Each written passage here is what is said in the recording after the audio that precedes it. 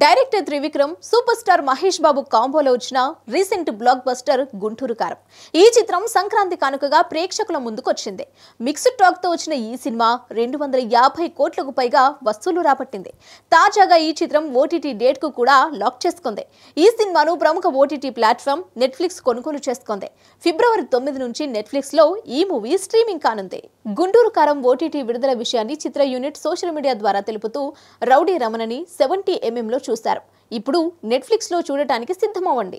ఈ చిత్రం తెలుగుతో పాటు తమిళం, మలయాళం, కన్నడ, హిందీ భాషల్లో ఫిబ్రవరి 9 నుంచి స్ట్రీమింగ్ కు రానుందని మేకర్స్ తెలిపారు. త్రివిక్రమ్ దర్శకత్వంలో మహేష్ బాబు హీరోగా, శ్రీలీల, మీనాక్షి చౌదరి హీరోయిన్లుగా తెరకెక్కిన గుంటూరు కారం సినిమా సంక్రాంతి కానుకగా థియేటర్లో విడుదలైంది.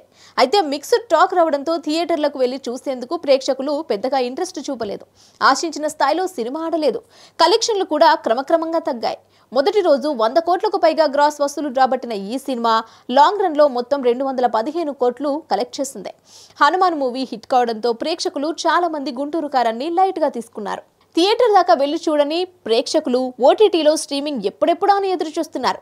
థియేట్రికల్ రన్ ముగియడంతో ఈ సినిమాను ఈ నెల 9 నుంచి నెట్ఫ్లిక్స్ లో స్ట్రీమింగ్ చేయనున్నట్లు మేకర్స్ తెలిపారు.